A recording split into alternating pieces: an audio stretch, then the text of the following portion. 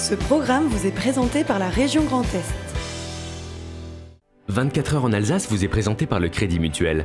Une banque qui appartient à ses clients, ça change tout.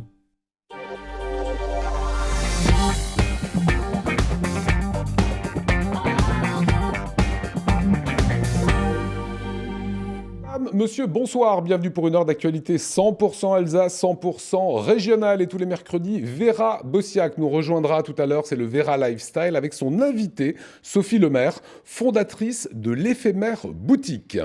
Delphine Vespizer, regardez, elle fait de la boxe. C'est nouveau, ça se passe à Strasbourg, à découvrir en fin d'émission. Le grand reporter et éditorialiste des DNA, Pascal Coqui, va nous présenter ce soir À la conquête du ciel, nouveau numéro de saison d'Alsace. Il y aura la chanteuse Marie Cala, la petite française, et son tout premier clip, un clip très vert, très écolo. Et plus tard, dans le magazine de l'Europe, une exposition d'art contemporain trinational avec Bâle, le Pays de Bade et l'Alsace. Avant cela, ce que je propose, c'est le JT. Camille Roland.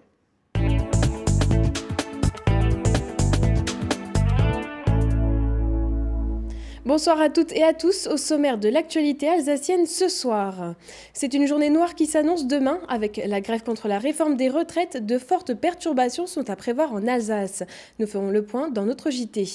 Faire du sport sur une chaise ou encore s'initier à la langue des signes, la SPTT Strasbourg a proposé des activités pour sensibiliser les enfants au handicap. Et puis, le marché de Noël alsacien s'exporte à New York. Nous retrouvons notre envoyé spécial Anna Britt sur place à l'approche de l'ouverture. Mais pour commencer, nous l'avons appris hier, un cimetière israélite a été profané en Alsace dans la nuit de lundi à mardi. À Westhofen, plus d'une centaine de tombes ont été souillées d'inscriptions antisémites. Le matin même, des tags racistes avaient été découverts dans la commune de Schlafhouse-sur-Zorn. De passage en Alsace, le ministre de l'Intérieur Christophe Castaner s'est rendu sur place ce matin. Reportage de Cécile Motz et Adrien Laby. Après Herlisheim en 2018, Quatzenheim en début d'année, dans la nuit de lundi à mardi, c'est à Westhofen que des tombes juives ont à nouveau été profanées. Ce matin, les habitants étaient nombreux à venir constater l'étendue des dégâts. Sur les 700 stèles du cimetière, 107 ont été taguées de croix gammées ou affublées du nombre 14, considérées comme un symbole suprémaciste blanc. En visite en Alsace ce matin, le ministre de l'Intérieur, Christophe Castaner, est venu sur place pour constater les faits. Le gouvernement est totalement engagé sur ce sujet et nous ferons en sorte que les auteurs qui commettent cela ici soient condamnés. Comme nous devons mener les enquêtes sur l'ensemble de ceux qui mettent en cause notre principe de laïcité, fait de cette garantie de croire, que l'on soit chrétien, que l'on soit juif, que l'on soit protestant, que l'on soit musulman, nous devons veiller à ce que la concorde nationale n'accepte pas ce qui s'est passé ici dans ce petit cimetière d'Alsace. Une minute de silence a aussi été respectée. Puis une prière juive a été proclamée.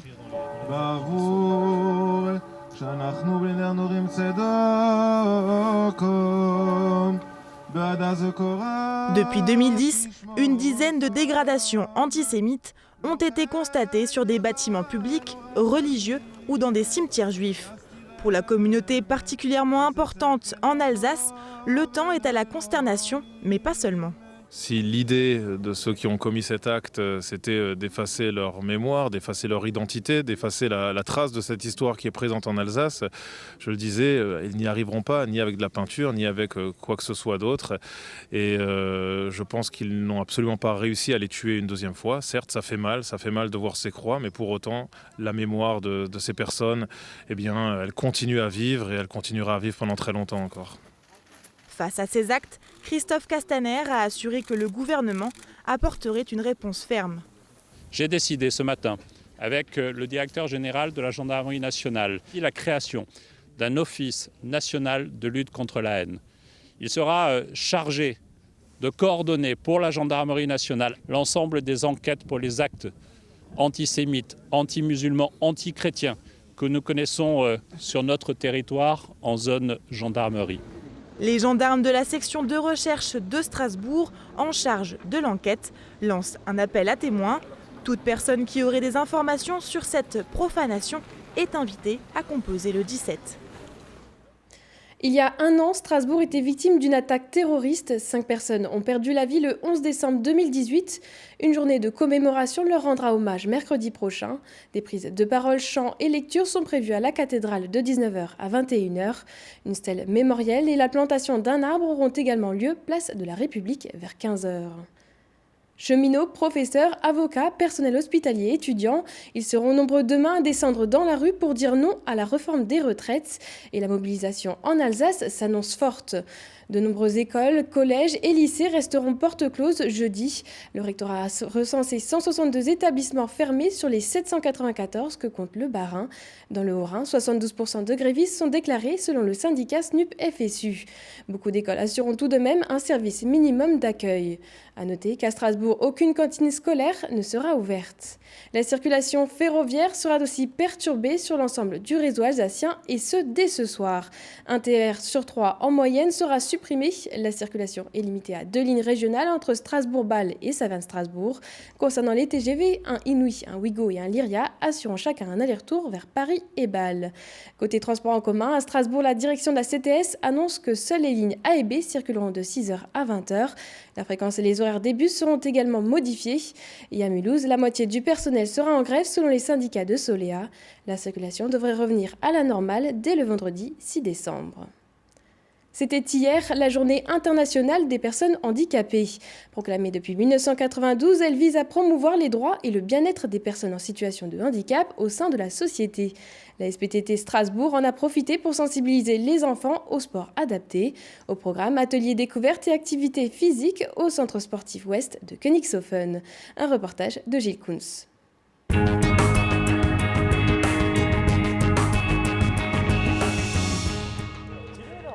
Gagner, c'est j'ai gagné. J'ai gagné. Et j'ai perdu. J'ai perdu. Ils ont entre 6 et 12 ans et déjà, la langue des signes n'a plus de secret pour eux. Ce matin, ils étaient une quinzaine d'enfants, tous inscrits au centre aéré de la SPTT Strasbourg, à découvrir plusieurs facettes du monde du handicap. On a profité de la semaine du handicap pour proposer différents ateliers autour du handicap aux jeunes enfants qui sont là dans le cadre du centre aéré tous les mercredis. L'objectif, c'était de sensibiliser les enfants et leur montrer un peu et leur faire prendre conscience de ce que les personnes handicapées vivent au quotidien. Au programme de cette matinée sportive, 6 ateliers différents. En plus de la langue des signes, les enfants ont pu découvrir les sports paralympiques. Ils ont aussi pu jouer au badminton et shooter avec une balle de basket. Mais à une condition, rester bien assis sur leur chaise.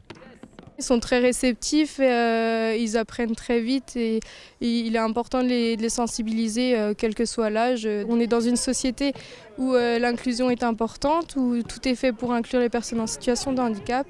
Du coup, ils seront forcément confrontés un jour ou l'autre à une situation, soit pour accueillir une personne, soit eux-mêmes en situation de handicap. Et pour que l'initiation soit encore plus réaliste, les enfants ont été parfois privés de certains de leurs sens, notamment la vue. C'est important parce que après on sait ce qu'ils peuvent ressentir, on sait comment ils se sentent et qu'est-ce qu'ils peuvent faire pendant qu'ils font leur sport. J'aime bien voir qu'est-ce que ça fait d'être handicapé et voir si, comme ça peut être dur. Je ratais pratiquement tout et je me rends compte à quel point c'est difficile. Et aussi, il y avait un petit garçon en fauteuil roulant. Et quand je regardais comment il le faisait facilement, je me suis dit que ça devait vraiment être très dur pour lui. Après s'être mis dans la peau d'un sportif handicapé, les enfants ont pu rencontrer et échanger avec Jules Ripstein, champion d'Europe et du monde en titre de paratriathlon. De quoi peut-être les motiver à s'intéresser aux Jeux paralympiques de Tokyo l'été prochain. Pour finir ce JT, on vous propose de partir en voyage direction New York. Une délégation d'exposants réalise ces derniers préparatifs avant l'ouverture d'un marché de Noël 100% alsacien qui se déroulera du 6 au 22 décembre dans les rues de la ville américaine. Notre envoyée spéciale Anna Brist vous en dit plus. Bonjour Camille, bonjour à tous. Et oui, contrairement aux apparences, je ne suis pas ici au marché de Noël de Strasbourg, Colmar ou Mulhouse, mais bien à New York. Alors pour ceux qui connaîtraient un petit peu, on est ici situé sur le sud de l'île de Manhattan. On est à quelques mètres du fameux taureau de Wall Street, le Charging Bull. Il y a la Statue de la Liberté également, qui est pas très loin. Et c'est ici qu'une trentaine de chalets alsaciens se sont installés il y a quelques jours. Alors à l'origine de tout ça, il y a l'Agence régionale du tourisme du Grand Est, les offices du tourisme de Strasbourg, Colmar et Mulhouse, les collectivités, puis surtout surtout beaucoup d'artisans, beaucoup d'exposants qui ont pour mission, qui ont pour objectif de séduire les Américains et les touristes pendant quelques semaines avec de nombreux objets. Donc il y a de la poterie, il y a des pains d'épices. Tout ça est arrivé en conteneur depuis l'Alsace. Il y a à peu près un mois, 5 conteneurs sont partis. Ils ont dû traverser l'Atlantique. Et donc c'est depuis quelques jours que les derniers préparatifs vont bon train. Alors avant de vous en montrer un petit peu plus, ce sera demain. Je vous propose un petit retour en arrière. Il y a quelques semaines, justement avant tout ça, notre journaliste Gilles Kunz s'est rendu à Soufflenheim, là où sont fabriquées toutes ces poteries. Et il a rencontré la famille Siegfried Burger à l'origine de cette poterie. Donc on repart tout de suite de l'autre côté de l'Atlantique. Et moi je vous dis à demain. Implanté à Soufflenheim depuis 1842, Siegfried Burger et Fils est l'une des poteries historiques du village barinois. À l'intérieur de la boutique, la décoration ne laisse aucun doute, Noël approche. Et cette année, l'entreprise a reçu son cadeau avant l'heure. Ces produits feront partie de ceux en vente au marché de Noël de New York dès ce vendredi. Les États-Unis, c'est grandiose. Notre produit est apprécié par les Américains. Ce qu'ils adorent, c'est les plats à four, les terrines Bekoff, vraiment les produits utiles. Et après aussi beaucoup les sujets accrochés au sapin de Noël pour vraiment embellir leur maison. Et ensuite, tout ce qui est décoré avec des petits bonhommes, ça, c'est des choses qu'ils adorent. Et ensuite, bien sûr, le bleu traditionnel, les bleus fleurs, qui est vraiment l'emblématique de Soufflenheim. C'est la deuxième fois que la marque s'exporte pour un marché de Noël, après celui de Moscou en 2012. Déjà grande amatrice de la poterie alsacienne, la clientèle américaine va être gâtée. Pour l'occasion, Siegfried Burger a confectionné des petits moules spéciaux, comme cette étoile de Noël et ce sapin. Il faut fabriquer aussi des produits qui sont abordables et des produits bien sûr faits main, faits artisanalement. Et donc pour ça, le sapin de Noël, c'est juste une belle petite pièce que tout le monde peut s'en approprier sans problème. En tout, 2000 pièces ont été expédiées outre-Atlantique. Nul doute que nombre d'entre elles devraient trouver leur place dans les armoires new-yorkaises. Et on repartira à New York demain pour suivre les derniers préparatifs et l'inauguration du marché. Mais en attendant, voici l'image du jour signée Olivier Anne. C'est sur son compte Instagram que la confidentielle parution Alsace officielle lance son sondage de l'année 2019. Rien de très original, si vous consentez à donner votre adresse mail, vous pourrez voter pour le plus beau village alsacien de l'année, le meilleur hôtel ou la meilleure spécialité alsacienne. Mais la question qui a retenu notre attention est celle de la personnalité alsacienne de l'année. Nous, on ne va pas pouvoir voter car on refuse de trancher entre nos deux chroniqueurs, Delphine Vespizer et Nicolas Riffel. Voilà, il faudra quand même voter, bien sûr. Merci beaucoup Camille pour ces infos. On accueille le plateau du soir. Venez, Vera et votre invitée Sophie Lemaire, grand reporter au DNA éditorialiste, le journaliste Pascal Coqui nous rejoint. Venez Pascal pour le nouveau numéro de Saison d'Alsace. Marie Cala, la petite française chanteuse, nous proposera dans quelques instants son tout premier clip. Et tout cela, c'est juste après la météo de Célia. La météo vous est présentée par France Solar, votre coach régional en économie d'énergie.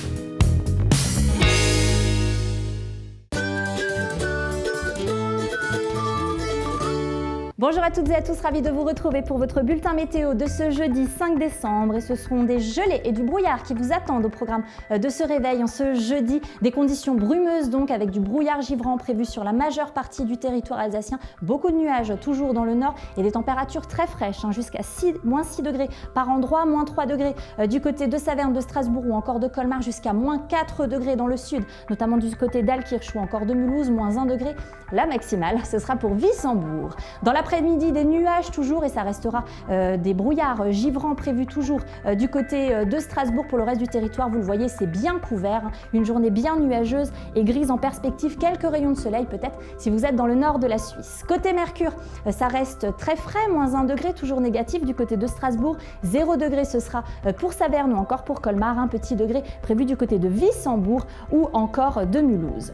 Vendredi, changement de programme avec des températures qui regrimpent. 8 à 10 degrés prévus en Alsace. Vendredi après-midi, 7 à 10 degrés dans la région du Bade-Wurtemberg avec, vous le voyez, un joli soleil, une journée bien lumineuse en perspective. Jeudi, nous serons donc le 5 décembre et nous fêterons les Géraldes. Le soleil se lèvera à 8h04 pour se recoucher à 16h34. On perdra encore de petites minutes de soleil. Je vous souhaite un excellent moment sur Alsace. Salut!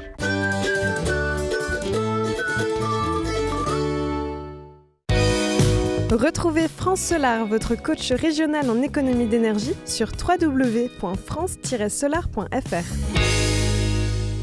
Et l'invité de la rédaction ce soir, Pascal Coqui, on est ravi de vous accueillir. Bonsoir. Vous êtes journaliste, grand reporter, vous lisez d'ailleurs ces éditos le matin dans les dernières nouvelles d'Alsace. Et on va parler de ça, parce que vous avez complètement géré ce nouveau numéro de Saison d'Alsace à la conquête du ciel. J'ai presque envie de dire du ciel alsacien, puisque les Saisons d'Alsace, c'est ça. C'est un numéro où j'ai l'impression que c'était l'époque où voler, c'était un rêve, quoi. On avait envie de voyager, on avait envie de découvrir le monde de Hof.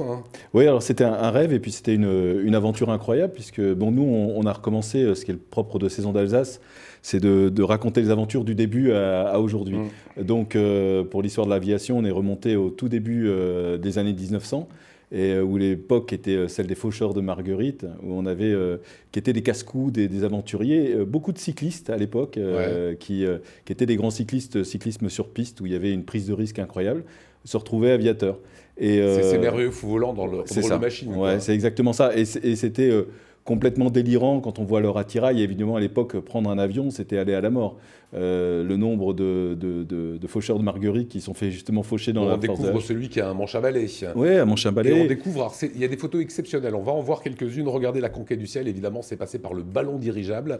Alors ça, c'est pas une photo, ou c'est une photo ou c'est un photomontage? Alors, parce qu'il y a eu des photomontages et il y a eu des photos. Celle-ci, c'est pas un photomontage, non. C'est une vraie photo, puisque je crois que c'est le Zeppelin c'est le Zeppelin de 1908 qui était au-dessus de Strasbourg. Et on a fait une pièce de monnaie pour dire l'importance. Tout à fait. Et voilà. Et celui-ci a pris feu avant. Alors, il n'y a pas eu de victime, mais il s'est détruit juste avant d'arriver en Allemagne. Alors, sans mauvais jeu de mots, l'histoire de l'aviation, son vrai décollage, est-ce qu'on peut dire que c'est la guerre 14-18 La guerre a été un accélérateur incroyable. Alors, en Alsace, il y avait la société aviatique à Mulhouse, du côté de Rixheim, Absheim, qui a été la grande entreprise, une entreprise mythique, puisqu'il a donné par ricochet naissance à Boeing aussi, puisque Boeing a fait son stage là-bas. C'est dingue. C'est complètement fou. Et en fait, c'était la grande société d'aviation dans les années 1910.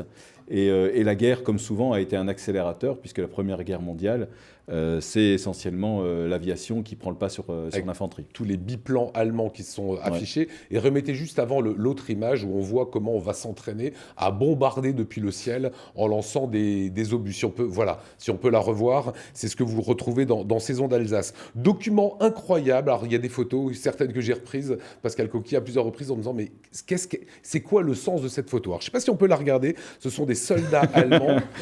Qu'est-ce qu'ils font, ces gens-là? Oui, alors, à ma connaissance, c'est un procédé qui n'a pas été très concluant.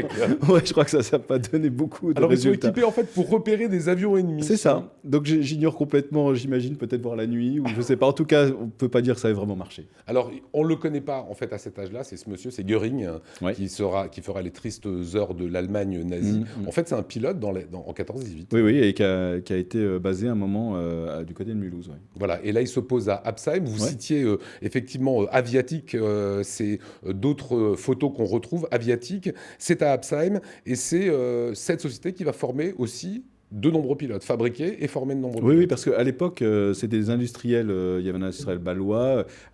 Ça s'est produit là-bas naturellement, puisque c'était la Manchester française était Mulhouse, donc là-bas on trouvait des industriels, on trouvait de l'argent, et on trouvait aussi des fabriques de toiles, donc pour faire les ailes. Donc ça s'est fait naturellement là-bas. Et Aviatik a été la grande société, alors pas mondiale à l'époque, européenne, qui a lancé l'aviation. Oui. Alors j'ai découvert une anecdote, Vera, dans le livre. Vous prenez souvent l'avion, des moyens courriers, des longs courriers? Ouais, le tout. Voilà, et bien ça vient de l'Aéropostale.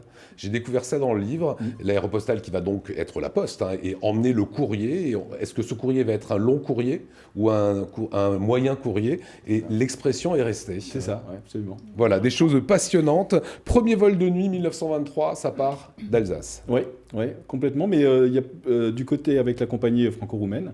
Et puis il y a eu... c'était le Polygone. Polygone, voilà, c'est ça. C'était plutôt le Polygone. d'anciens pilotes de la Première Guerre mondiale qui se sont reconvertis dans l'aviation commerciale. Et on se rappelle que Syntex... Syntex a fait ses premières armes à l'aéroport du Polygone. Voilà, regardez, c'est des vraies images. 1922, je crois, de mémoire, quand il apprend à voler ici. Il arrive à Strasbourg, il ne sait pas voler, et puis il apprend à voler au Polygone. Comment on travaille comme ça sur la création d'un numéro comme celui-ci? Alors, les Saisons d'Alsace fonctionnent depuis très longtemps, puisque c'est un magazine qui est un des plus anciens en France, qui date de 1948, donc la création. Donc moi, je m'inscris juste dans une longue lignée avec ma consoeur Sylvie Baudin et Hervé Chalandard, avec qui on fait les numéros chaque année. On a une liste d'auteurs. Alors on détermine des thèmes, là, l'aviation, il y a le Mont-Saint-Odile qui vient de sortir pour les 1300 ans du Mont, et puis après on cherche des auteurs. Alors on a un panel d'auteurs, d'historiens, de philosophes, de sociologues, de journalistes avec lesquels on travaille sur les thèmes, on détermine un chemin de fer, enfin et les photos qu'on trouve qui sont alors là c'est assez un gros travail, oui, parce que c'est un boulot de fou, c'est un gros travail. Alors, on a heureusement les Alsaciens sont très collectionneurs et adorent l'histoire, donc et puis ils sont très contents parce qu'on essaie de les mettre en valeur. Donc beaucoup de collectionneurs nous permettent d'utiliser leurs images. Alors je ne sais pas, Romain, si tu arrives à zoomer comme ça, on en dit encore un petit mot. C'est dans cette histoire d'aviation, c'est l'histoire aussi des cartes postales, de la pub. C'est évidemment que des photomontages. Ça n'a aucun sens de voir ça. Ouais. Mais qu'est-ce que c'est drôle à voir. Vous en avez trouvé plusieurs. Alors ça c'est le professeur Jean-Marie Leminor, qui est un grand collectionneur et un fan d'aviation, qui est pilote lui-même. Parce que ça, c'est très étrange. C'est quelque chose qui n'a duré que pendant 2-3 ans, de 1912 à 1914, je crois, qui n'a duré qu'en Alsace et une partie de l'Allemagne, où il y avait des photographes itinérants qui venaient dans les villes de garnison, beaucoup, donc Beach notamment, qui avaient des décors, qui refaisaient la garnison en décor et qui avaient des décors en carton-pâte d'avions, de dirigeables. Les gens se mettaient comme ça. Et les gens venaient poser. C'est le selfie de l'époque. C'est ça. Et les gens venaient poser et venaient, les familles, mais aussi les bidasses, venaient poser dans l'avion en faisant un peu les clowns pour envoyer carte postale à leur famille. Et donc ça, c'est un truc qui est vraiment typiquement alsacien. Allez, 30 secondes sur d'autres numéros qui vont sortir également. Ça, c'est pour le 70e anniversaire de Saison d'Alsace. C'est des numéros qui ont été très plébiscités. On en voit quelques-uns des couvertures, mais sinon, il y a l'évacuation de 39. Ouais. Il y a, vous l'avez dit, le Mont-Saint-Odile. Il y a d'autres numéros comme la débâcle, l'incorporation de force. Tout ça, c'est des numéros qu'on va revoir à un moment ou à un autre. Oui, alors là, on a ressorti effectivement l'évacuation qui avait été un très très grand succès il y a 10 ans parce que les gens se passionnent pour cette période. Et on vient de ressortir un numéro sur la cathédrale qu'on avait sorti au moment du millénaire des fondations, qui ressort là pour Noël. Voilà, à ne pas manquer ce nouveau numéro vraiment passionnant, la conquête du ciel et Saison d'Alsace. Vous restez avec nous? Avec plaisir. Place au Vera Lifestyle.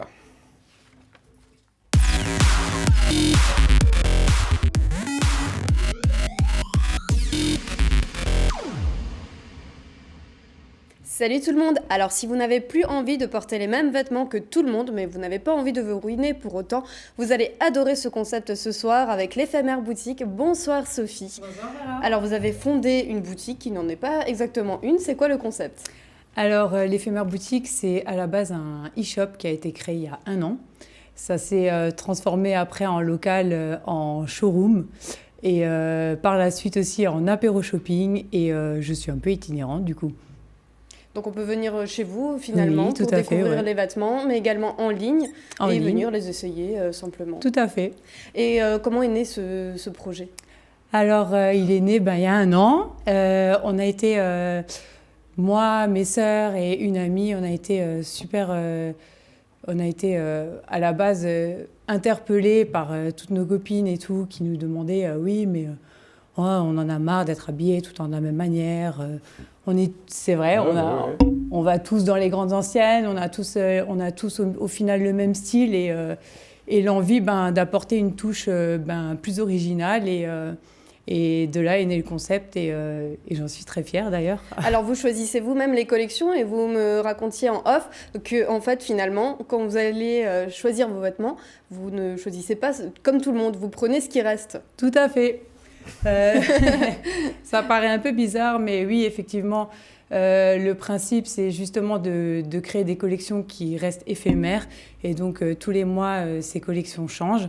Et l'idée, c'est justement d'avoir des pièces originales et qu'on ne retrouve pas, du coup, en boutique, mais qu'on ne retrouve pas aussi sur les autres e-shops. Et c'est qui vos clientes, alors?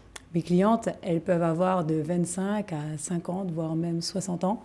Là, vous êtes habillée avec tout à fait. Voilà. J'allais pas venir sans. Vous disiez aussi que vous aviez une cliente de 70 ans qui était super lookée aussi, qui avait envie de se trouver vraiment un look parfait. Ouais, je pense qu'il n'y a plus d'âge maintenant pour la mode et on peut avoir 20 ans ou 60, 70 ans, on peut s'habiller mode. Après, je pense ne pas être dans l'excès aussi dans mes tenues. Et ce qui fait justement que j'arrive à toucher autant les jeunes. Ouais, voilà, c'est ça. Et en termes de prix, on se situe à quel niveau, dans quelle fourchette? En termes de prix, on est sur un petit top à 19 € et sur un manteau à 69 €. C'est vraiment une gamme moyenne. Alors, vous avez aussi reçu les nouvelles collections. Oui, elles arrivent. Vous nous les avez apportées, là, quelques pièces, si vous pouvez commenter. Alors là, la première... Elles ne sont pas encore sur le e-shop. Voilà, en exclusivité. Avec des petits cœurs en bouton. Ouais. Oui, c'est ça. Alors là, le détail, ce sont les petits cœurs. C'est ça, c'est pareil, c'est toujours dans le petit détail, dans la petite touche. Ce chemisier, il m'a carrément conquise. Oui, c'est la chemise classique, mais il y a le détail qui change tout. Il y a le petit détail. Alors, il y a ce petit shirt. Ça, c'est pour vous, Vera. Ah bah, alors ça, moi j'adore les paillettes. Mettez des paillettes dans ma vie, j'adore. Complètement, on est sur un short en sequin. Alors pareil, j'aurais pu choisir avec le petit sequin noir, mais je l'ai préféré bien argenté et à porter avec autant un petit chemisier qu'une maille, parce qu'il faut savoir aussi que le sequin n'est plus limité aux fêtes, mais qu'il se porte tout le reste de l'année. Et vous avez également apporté cette robe qui est vraiment canon. Alors celle-ci, elle fait son effet. Elle est beaucoup plus structurée avec le petit volant en dessous et elle est complètement canon. Hein. Voilà. En tout cas, tout ceci, vous pouvez le retrouver sur les liens qui s'affichent en dessous. Voilà, allez découvrir ce concept, c'est génial. L'éphémère boutique. Autre actu, Vera? Alors Lionel, il y a la Beauty Party by Mademoiselle Soft qui fait son grand retour pour la Christmas Edition. C'est l'occasion de découvrir les dernières tendances mode et beauté. On vous retrouvera également là-dessus. Et donc de trouver vos looks pour les fêtes. Il y aura des animations beauté, make-up show, présentation de collections et plein d'autres surprises qui vous attendent. Rendez-vous le 7 décembre à la salle Mozart de 11h à 18h. Les billets sont en vente sur le lien qui va s'afficher, le Wiz Event. Et on termine avec un petit coup de cœur. Alors, il a été élu meilleur, le plus beau spa d'Europe, si on peut ainsi dire. Et je vous le confirme, il est absolument incroyable car j'ai eu le plaisir de le découvrir. Vous allez le voir en images. C'est la Chenaudière à Colroy-la-Roche. Donc au programme, vous avez 2500 mètres carrés de bien-être dans un nature spa insolite. Un hôtel 5 étoiles de rêve. Hein. Je vous laisse découvrir les images parce qu'elles parlent d'elles-mêmes. Il y a également un restaurant authentique chic à l'univers minéral et végétal. À l'approche des fêtes, de nouveaux coffrets cadeaux ont vu le jour. Vous pouvez désormais vous offrir le luxe à partir de 50 € pour 2 personnes avec une invitation pour un petit déjeuner stylé, récemment primé au prix villégiature. Je ne sais pas vous, mais je trouve que c'est une belle manière de mettre des paillettes dans sa vie. Voilà, allez on vous a mis des paillettes là la récemment. Chenaudière. Hein. Ah ouais, c'est canon. Voilà, 2019 c'est votre année. Hein. On va dire ça. On va dire ça. Toutes ces infos vous les retrouvez sur le blog bien sûr de Vera, sur le site Alsace 20. Les infos s'inscrivent et le veralifestyle.com. C'est la petite française qu'on va retrouver dans un instant, c'est Maricala. Ça va, Maricala? Ça va, vous avez été toute sage jusqu'à présent. J'ai pas bougé. Mais non, mais là, elle va se déchaîner. Vraie chanteuse, Maricala. C'est Vivante, un deuxième album. Et ça sera un clip qu'on va découvrir juste après ça.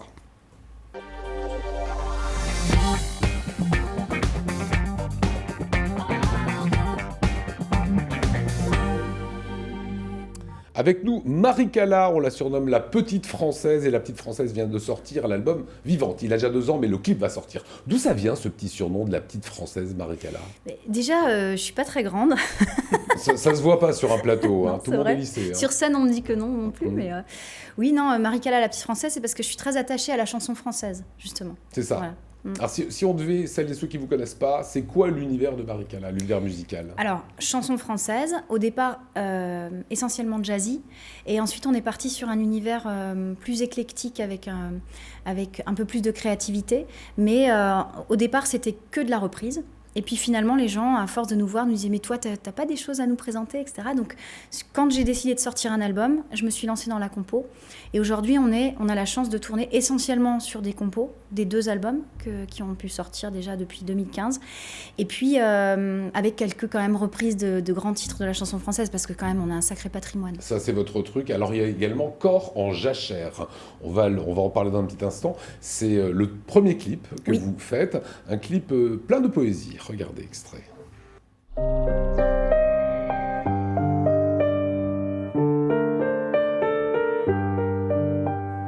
À la saison lumineuse qui crépite, fait du bruit sous les pieds, douce, amère, harmonie tempétueuse, ma saison préférée. J'appuie sur le bouton pause, que tout mon corps se repose. Passer l'hiver à l'abri des regards, de mes peurs et des guerres de pouvoir. Je mets mon corps en jachère, y a qu'à moi que ça doit plaire. Repos la terre et la mer nourricière, mon cœur est tout à l'envers. Voilà un clip magnifique, un clip dans lequel vous apparaissez nu, qu'on va découvrir dans quelques instants. C'est quoi un corps en jachère, Marie-Cala ? Un corps en jachère, c'est un corps qui a besoin de se reposer parce qu'il a vécu des choses difficiles dans sa vie. Et avec cette chanson, j'ose parler de ce que j'ai pu vivre moi, avec beaucoup de pudeur. Et je pense que ça parle aux gens, parce qu'il y a des moments dans la vie où on a quand même vraiment besoin de ce retour à soi, de se reposer à l'automne, de laisser passer l'hiver pour pouvoir redémarrer sur un nouveau printemps. Et comment s'est passé le tournage du clip ? Alors c'est un tournage qui a été fait en autoproduction avec mon photographe d'amour qui s'appelle Franck Duhamel et qui est juste extraordinaire. On l'a tourné moitié Dijon, moitié en Alsace, au Tenschel, au-dessus de Tannenkirch. Et dans lequel vous mettez à nu, c'est compliqué aussi pour une musicienne. Ouais. Voilà, c'est pas votre métier premier de faire ça. Oui, non, c'est vrai que c'est pas évident. Mais c'est une vraie envie de se mettre à nu dans le premier sens. Alors, au sens propre, pas forcément, parce que finalement, ça reste quand même très intime. C'est pas de la vraie nudité, mais par contre, oui, ça a un sens fort, parce que la mise à nu, ça veut dire oser la fragilité, oser montrer qui on est vraiment et tomber le masque. C'est ce que j'ai voulu montrer avec ce clip-là. Alors, un clip très fleuri, vous êtes très engagé aussi sur l'environnement. Il y a une corrélation entre les deux ? Forcément, parce que moi je me sens très proche de la nature, je m'y retrouve chaque jour qui passe, donc forcément c'est quelque chose qui fera partie de toute façon toujours, je pense, de mes clips et de mes projets futurs. Et parmi vos projets futurs, il y a également d'aller voir les élèves, d'aller dans des classes, dans des écoles. Ouais, en fait, je pense que tout part de l'éducation. Les messages, on peut les passer aux enfants pour le futur. Et donc j'ai créé un projet qui permet aux enfants de fabriquer leurs propres chansons avec mon aide. Et ensuite, j'essaie de les faire monter sur scène avec moi pour qu'ils puissent la chanter lors d'un de mes concerts. Projet pédagogique oui, et d'éducation. Ouais. Alors on a vu cette Marie-Cala voilà, très, très douce, etc. Je vous propose de retrouver dans ce petit extrait qu'on a attrapé sur Internet avec un superbe pianiste en plus extrait. Ne vous déplaise en dansant la javanaise, nous aimions le temps d'une chanson à votre... Voilà, c'est avec André Manoukian. C'est quoi cette rencontre improbable ? Effectivement, c'est une bonne surprise, ça. C'est quoi ? Ça, c'est les surprises de la vie. Parce que en dehors des concerts que je peux donner, puisque c'est mon spectacle avec lequel je tourne, il m'arrive de réaliser des soirées privées. Et lors d'une de ces soirées privées, qui était assez importante, Monsieur Manoukian était invité et m'a dit qu'est-ce que tu dirais de faire un petit truc là, tu chantes du Gainsbourg Ouais. On fait laquelle Viens, on essaye. Et puis ça a donné ça. Ça a donné ça. Voilà, ça fait partie des choses de la vie. Maricala Vivante, c'est un des 2 albums qu'elle peut vous proposer, avec ce clip que vous retrouvez bien sûr sur tous les supports YouTube, sur le Facebook, sur l'Instagram de Maricala. Merci à vous, Maricala. Merci beaucoup, Sophie. Pascal Coqui, je rappelle que c'est dans tous les bons kiosques. Absolument. Voilà. En librairie également. Et l'édito de demain, c'est vous, dans les DNA? Non, c'est mon confrère Didier Rose. Et vous, ça sera quand? Après-demain. Eh ben après-demain, comme ça on vous lira comme tous les matins. Merci en tout cas. Merci beaucoup Vera, et on va repartir de suite dans l'actualité, retrouver Delphine Vespizer, puis le magazine de l'Europe.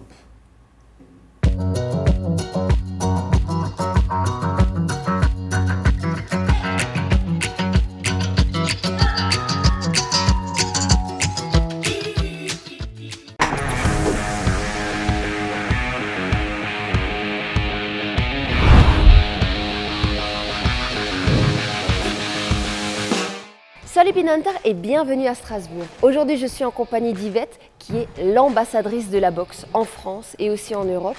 Bonjour Yvette. Bonjour Delphine. Merci beaucoup de nous accueillir ici. Dis-moi, ça fait combien de temps que la boxe est rentrée dans ta vie? On va dire que ça fait une quarantaine d'années. Ok, 40 ans. Que c'est ma passion, oui. Waouh. Qu'est-ce qui te plaît dans ce sport? Alors je trouve que c'est un sport qui est très complet, ce soit sur le plan physique bien sûr, mais également mental. Et ça renforce vraiment le mental, ça permet aux femmes aussi d'avoir confiance en elles et d'aller vraiment de l'avant. Et je pense qu'aujourd'hui, avec tous les problèmes sociétaux qu'on rencontre, je pense que c'est une nécessité. Alors tu es totalement précurseur dans ce domaine, mais comment ça se fait qu'il y a 40 ans, alors qu'il n'y avait que des garçons, tu as commencé, toi, la boxe déjà à ce niveau-là, faut avoir un bon mental déjà à la base. Oui, un bon mental, c'est vrai que quand on revient bien en arrière, il n'y avait pas beaucoup de femmes. Ouais. Rentrer dans une salle, c'était pas simple. Comment c'était perçu? Alors, pas très bien au départ, parce qu'une femme n'a pas sa place dans une salle de boxe en plus. D'accord. Derrière les fourneaux, à la maison. Donc il a fallu batailler là-dessus, et puis pour prouver qu'on est tout aussi capable d'être, je veux dire, maîtresse de maison, mais également pouvoir faire, pourquoi pas, de la boxe. Et donc la boxe française, c'est quelque chose qui m'avait plu lors d'un stage. Donc le père de mes enfants pratiquait donc la boxe française et ça m'avait attirée. J'ai voulu en faire tout simplement et puis comme ça, petit à petit, j'ai pu m'imposer, on va dire. Et après, la boxe française féminine était déjà bien clairement bien ouverte. On a bien progressé en boxe française. Quelques années après est venue la boxe anglaise. Oui. Donc la différence, c'est que la boxe française, c'est pieds et poings. C'est ça. Et donc la boxe anglaise, c'est que les poings. Que les poings. Pourquoi est-ce que tu as eu envie d'aller vers ce domaine-là? Alors, parce que le père de mes enfants, donc André Ponza, était boxeur professionnel, qui ne pouvait pas allier les deux, être boxeur et entraîneur. Donc, et il fallait que j'ai, moi, pour le coach au coin du ring, avoir un diplôme d'État. Est-ce que tu aimerais bien, parce que pour moi c'est une première, me montrer quelques mouvements de boxe? Avec plaisir. Allez, on va enfiler les gants.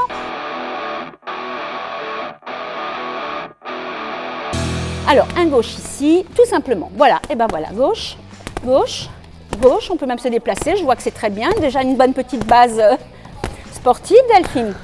Voilà. On essaye. Et on revient toujours à la joue, Delphine, parce que je reviens tout de suite me protéger. Voilà.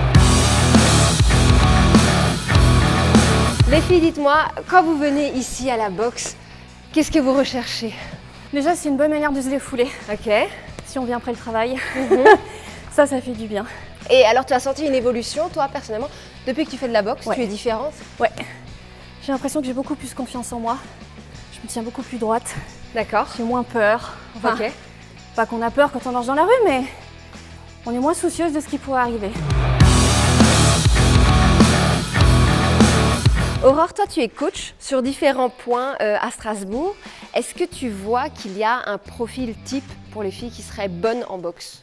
Non, il n'y a pas de profil type, c'est vraiment quand la personne est motivée, quand elle a envie d'apprendre, elle peut venir, c'est du travail, mais dès qu'il y a de la motivation, ça va tout seul. Est-ce qu'il y a un âge maximum et un âge minimum pour faire de la boxe? Non, je dirais c'est de 7 à 77 ans. Ok. Mais moi j'ai un cours à Haute-Père le vendredi soir à la maison de l'enfance à 18h45.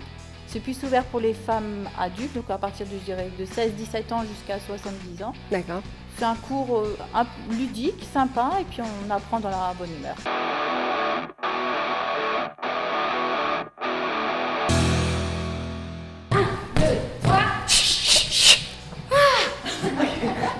cas, les filles, merci beaucoup d'avoir fait partager ce moment. C'était très bien. Je pense que je vais m'inscrire à la boxe. Et Yvette, merci. Tu as été championne de France de boxe, tu as été championne du monde de kickboxing. Et en fait, sans toi, il faut vraiment se le dire, je pense que les filles, en fait, on ne serait pas là.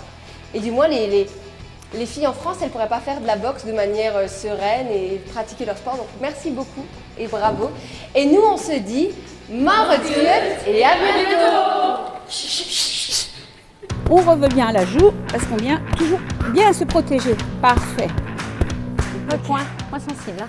Là, je pense qu'on peut faire on juste de expire bien. l'illustre. Place à présent au magazine Au cœur de l'Europe avec la Régionale. C'est une exposition d'art contemporain qui fête ses 20 ans. Ce sera suivi de l'entreprise de la semaine avec une pépite régionale, c'est Deia. Moi, je vous dis à demain 19h. Salut.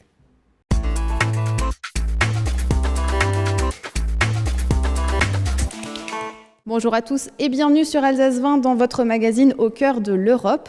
Aujourd'hui, nous sommes en Suisse et je vous propose d'investir la Kunsthalle de Bâle où a lieu la Regionale 20, en français la Régionale 20. La Régionale est une exposition d'œuvres artistiques contemporaines trinationales, transfrontalières. Il y a des artistes qui viennent du pays de Bade, de Suisse et d'Alsace qui proposent des performances, des films, des peintures artistiques contemporaines. Il y en aura en tout cas pour tous les goûts et je vous propose de nous suivre.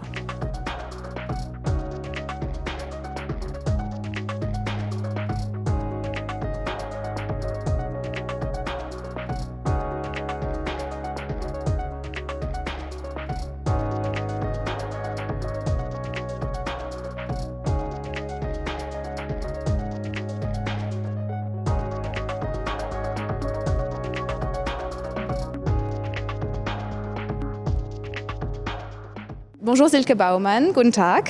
Bonjour. Alors vous êtes l'organisatrice de cette régionale ici à la Kunsthalle de Bâle et vous aviez l'habitude de proposer une exposition en fin d'année et c'est de là que cette régionale a découlé, c'est de là qu'elle est née. Die Jahresausstellung, die zu der Zeit in der Kunsthalle Basel stattgefunden hat, ist wie der Ursprung der Regionale.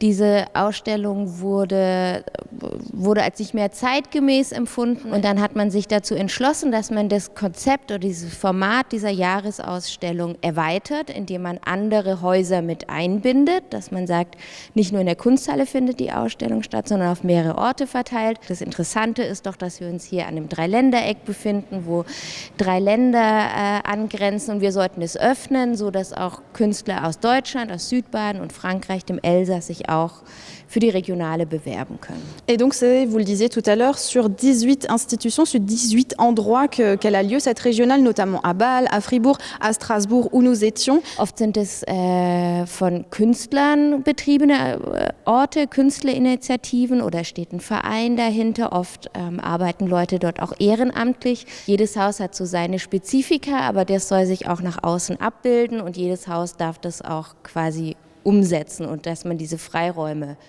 auch zulässt. C'est la 20e édition cette année de cette régionale. Il y a eu une candidature particulière, vous avez lancé une thématique particulière. Genau, und zwar haben sich die regionale Partner überlegt, wie man dieses Jubiläum am besten feiert und haben gesagt, eigentlich ist das, was uns am wichtigsten ist, ist die künstlerische Produktion, sind die Künstlerinnen und Künstler. Deswegen gab es eine zweite Ausschreibung dieses Jahr, wo gesagt wird, wir suchen Projekte, die auf das Jubiläum sich reagieren.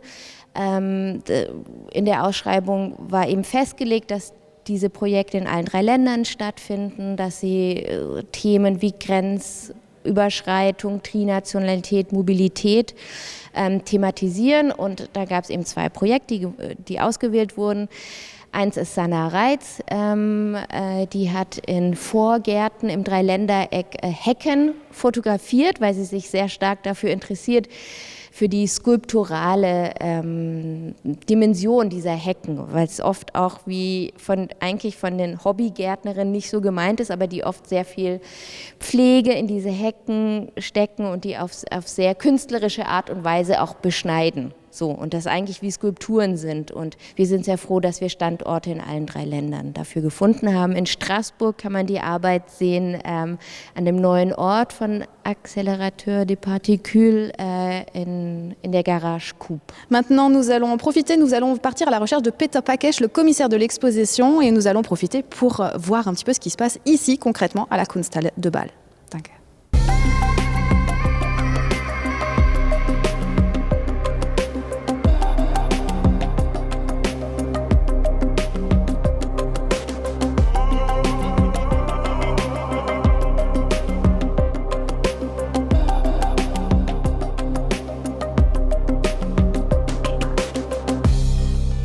Peter Pakesh, bonjour, guten Tag. Guten Tag. Alors vous êtes l'ancien directeur justement de la Kunsthalle ici à Bâle et vous êtes aujourd'hui le nouveau commissaire de l'exposition qui a lieu à la Kunsthalle. Comment est-ce que vous avez réfléchi cette exposition? Ja, das war natürlich wunderbar, nach 20 Jahren, wo ich da am Anfang mit dabei war bei der Regionale, da wieder einen Blick auf die Region werfen zu dürfen. Ich denke, das hat sich alles auch toll entwickelt und da habe ich mir gedacht, ich mache quasi ein Experiment mit den Generationen, nachdem sozusagen die Geografie, die Region, die Trinationalität ja gegeben war, habe ich mir gedacht, ich schaue mir an, wie funktioniert das, wenn Künstler über 65 und unter 35 miteinander ausstellen. Und ich bin sehr verblüfft selbst vom Resultat, dass hier ganz unterschiedliche Generationen unwahrscheinlich spannend zusammenwirken können und dass Korrespondenzen entstehen, die doch sehr einzigartig sind und dass man eigentlich nicht mehr merkt, wer sind die Alten und wer sind die Jungen.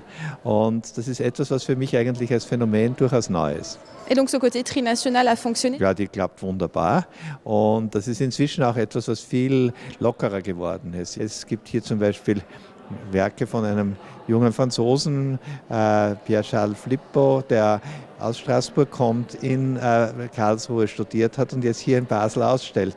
Das ist auch eine jüngere Generation, die viel europäischer denkt und ich denke, das ist schon eine sehr exemplarisch europäische Veranstaltung hier. Et donc parmi toutes ces œuvres, concrètement, qu'est-ce qu'on peut voir? Hinter mir ist von Werner von Mutzenbecher, einem alten Reckchen der Basler Szene, sind Bilder da, die ich für sehr, sehr jugendlich halte.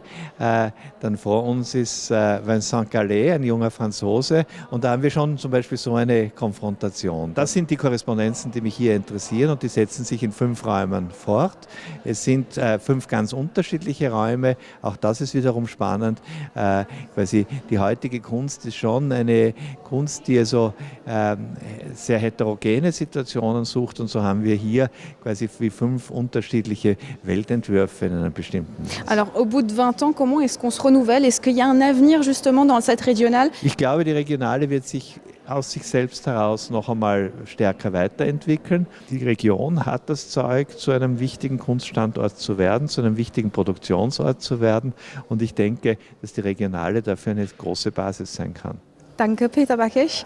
Maintenant, Danke on va auch. encore en profiter. On va encore profiter un petit peu du lieu. On vous emmène tout de suite voir la suite. Dankeschön. Danke.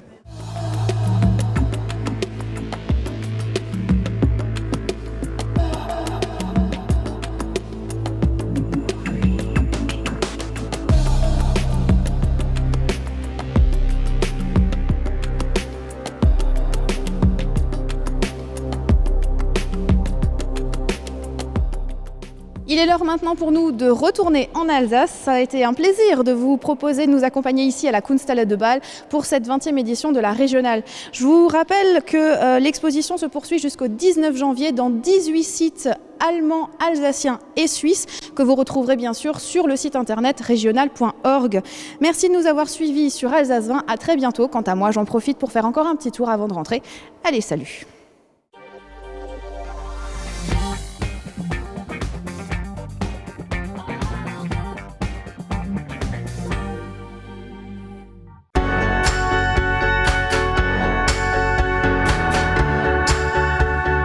L'entreprise de la semaine avec la CCI Alsace Eurométropole et les experts comptables d'Alsace, partenaires de la performance.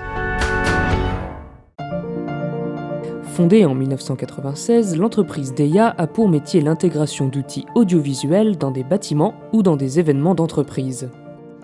Alors aujourd'hui, c'est vrai qu'on est particulièrement fiers d'une part d'accompagner nos clients dans la durée. C'est vrai qu'on a quelques clients vraiment historiques qui nous font confiance depuis très nombreuses années. Je pense en priorité à l'IRCAD. Je pense ensuite au Crédit Mutuel. On accompagne sur la transformation des espaces de travail, des salles de réunion, des équipements audiovisuels, amphithéâtres. Et puis enfin un troisième client plus orienté prestations événementielles, la Banque Populaire, sur un événement assez particulier et qui nous est cher, que sont les prix initiatives de la région Alsace. Aujourd'hui, c'est sur un nouveau site que Deia accueille ses employés et ses clients. C'est vrai qu'aujourd'hui, nos métiers se transforment énormément, avec des attentes de plus en plus fortes sur la digitalisation des espaces de travail. C'est ce qu'on a effectivement voulu montrer ici dans notre nouveau showroom. Le critère numéro 1, qui était le critère principal, c'était vraiment un environnement de travail agréable pour l'ensemble de l'équipe, pour les collaborateurs. Ensuite, le deuxième axe, c'est pour nos clients. Voilà, recevoir nos clients dans des conditions optimisées et pouvoir leur faire vivre l'expérience chez nous qu'ils pourraient avoir chez eux. On retrouve toute la palette de services que les clients attendent dans leurs environnements. Vraiment, on a un laboratoire à ciel ouvert et ça, je pense que c'est assez unique aujourd'hui.